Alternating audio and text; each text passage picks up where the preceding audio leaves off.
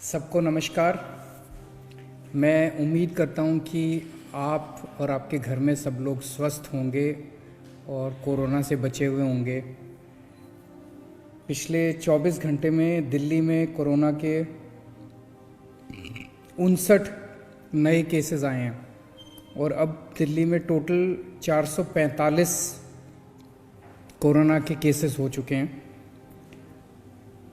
एक बार सुनने में लगता है कि बहुत ज़्यादा केसेस हैं, लेकिन जब आप इसकी एनालिसिस करें तो इसमें 445 में दिल्ली के जो दिल्ली में एक दूसरे को छूने से कोरोना हुआ उस तरह के दिल्ली के केवल 40 केस हैं। 445 में से दिल्ली के केवल 40 केस हैं जो कि दिल्ली में एक दूसरे को छूने से हुए हैं। बाकी सारे केसेस या तो मरकज़ के हैं और या विदेशों से जो लोग आए थे। आप लोग को याद होगा कि पिछले महीने 2 महीने से जितनी फ़्लाइट्स विदेशों से भारत आ रही थी, भारत में आने के बाद उनको एयरपोर्ट से सीधा 14 दिन के क्वारंटाइन के लिए दिल्ली के अलग अलग इलाकों में ले जाया जाता था। तो उनमें कुछ लोग पॉजिटिव निकलते थे, उन लोगों को फिर अस्पताल ले जाया जाता था।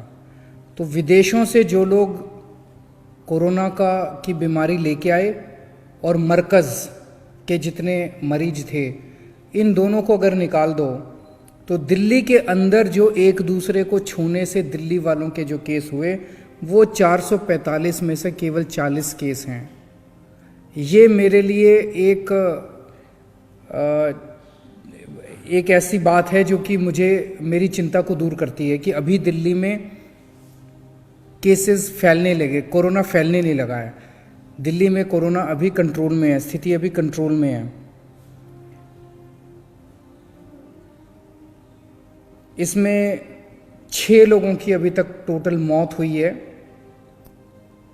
जिन लोगों की मौत हुई है इसकी सारी एनालिसिस आज हम लोगों ने की, जो मैं आज आप लोगों के साथ साझा करूंगा। लेकिन उसके पहले जो हमारे टोटल मरीज इस टाइम अस्पताल में एडमिट हैं उसमें से 11 आईसीयू में हैं और 5 वेंटिलेटर में हैं। इनको हम कह सकते हैं कि थोड़े सीरियस हैं, बाकी सबकी हालत स्थिर है। इसे अभी हम लोकल ट्रांसमिशन कहेंगे, ये कम्युनिटी ट्रांसमिशन नहीं हुआ। इसका क्या मतलब हुआ? इसका मतलब ये हुआ कि जिन जिन लोगों को कोरोना अभी तक 40 केस जो मैंने बताया दिल्ली में हुए, इन लोगों को जो कोरोना हो रहा है, हमें पता है कि इसको इससे हुआ, इसको इससे हुआ, इसको इससे हुआ। जब ये पता करना मुश्किल हो जाए, इतने बड़े स्तर के ऊपर कोरोना फैल जाए कि ये पता नहीं कि किसको किससे हुआ और अचानक मुझे आज हो गया कोरोना लेकिन मुझे नहीं पता किससे हुआ, तो तब कहते हैं कि कम्युनिटी ट्रांसमिशन हो गया। लोगों को आपस में एक दूसरे से होने लग गया और पता नहीं किसको किससे हुआ, तब कम्युनिटी ट्रांसमिशन कहते हैं। तो दिल्ली के अंदर अभी लोकल ट्रांसमिशन है, दिल्ली के अंदर अभी स्थिति नियंत्रण में है। दिल्ली के अंदर लोगों को अभी बड़े स्तर के ऊपर एक दूसरे से कोरोना होना चालू नहीं हुआ है। आने वाले कुछ दिनों के अंदर लगभग 2300 मरकज़ से जिन लोगों को निकाला गया था उन सब लोगों को, उनमें से 500 लोगों को हमने अस्पताल में एडमिट कराया जिनके सिम्टम्स हैं खांसी के, सांस लेने में तकलीफ़ हो रही है, फीवर है। उन लोगों को 500 लोगों को हमने अस्पताल में भर्ती कराया, 1800 लोगों को क्वारंटाइन में रखा हुआ है। इन सब लोगों के 2300 लोगों के टेस्ट हम करवा रहे हैं। अगले 2-3 दिन के अंदर इनके टेस्ट्स के नतीजे आएंगे। हो सकता है उसके बाद एकदम से दिल्ली के पेशेंट्स बढ़ जाएं, लेकिन फिर से मैं कह रहा हूँ, चिंता उस बात की है, वैसे सब लोगों की हमें चिंता है। जो मरकज़ के लोग हैं उनकी भी चिंता है, जो फॉरेन से आए थे उनकी भी चिंता है, लेकिन मेरी सबसे बड़ी चिंता है कि दिल्ली के अंदर ये कोरोना फैलना नहीं चाहिए। फैलने से किसी भी हालत में रोकना है, उसको अभी तक हम लोग कंट्रोल करने में कामयाब हुए हैं। मैं अब आप लोगों के साथ ये डेटा शेयर करना चाहता हूँ। 6 दिल्ली के अंदर कोरोना के मरीजों की मौत हुई है। इन 6 में 3 मरकज़ के थे और 3 दूसरे थे।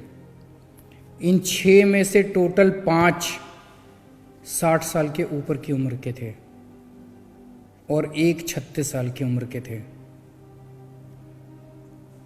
इन 6 में से 5 को कोई ना कोई दूसरी बड़ी बीमारी थी।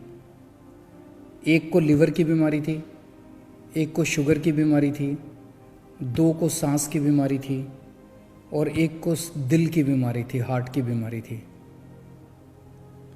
तो जो एक सुनने में आता है कि एक तो बुजुर्गों को संभल के रहना है, 55-60 से ऊपर की उम्र के लोगों को संभल के रहना है। सभी बुजुर्गों से मेरी हाथ जोड़ के विनती, अपना ख्याल रखें, हमें आपकी बहुत चिंता है। अंदर रहें, लोगों से ना मिलें, कम से कम मिलें, ये बड़ा नाजुक दौर है। तो एक तो जितने भी 55-60 से ऊपर की उम्र के हैं, सब लोग बच के रहें, अपने आप को संभाल के रखें, आप हमारे लिए बहुत कीमती हैं। और दूसरा, जिन लोगों को शुगर की बीमारी है, जिन लोगों को हार्ट की बीमारी है, जिन लोगों को सांस की बीमारी है, लिवर की बीमारी है, कोई और ऐसी सीरियस बीमारी है, उन लोगों को अपने आप को बचा के रखना पड़ेगा। उनके लिए कोरोना खतरनाक हो सकता है, जानलेवा भी हो सकता है। ऐसे सब लोग अपने आप को बचा के रखें। मेरी पहली कोशिश है कि कोरोना बिल्कुल ना फैले दिल्ली के अंदर। कोरोना को फैलने से रोकना है। इसको फैलने से रोकने के लिए जो भी करना पड़ेगा हम कर रहे हैं। लेकिन अगर किसी को कोरोना हो जाए तो मेरी दूसरी कोशिश है कि वो सही सलामत होकर, ठीक होकर अस्पताल से अपने घर चला जाए। कोरोना से होने वाली मौतों को रोकना मेरी दूसरी कोशिश है कि कोरोना से कम बिल्कुल मौत नहीं होनी चाहिए। हम कोशिश करेंगे कि कम से कम हो। तो कोरोना के एक पेशेंट, जो भी सीरियस पेशेंट्स हैं, मेरे पास दिल्ली के हर कोरोना के पेशेंट की सारी हिस्ट्री है। मैं पर्सनली मॉनिटर कर रहा हूँ। एक पेशेंट पे नज़र रखे हुए हैं हम लोग। हम कोशिश कर रहे हैं कि जितने सीरियस पेशेंट्स हैं उन सबको अच्छे से अच्छा इलाज मिले। कल हम लोगों ने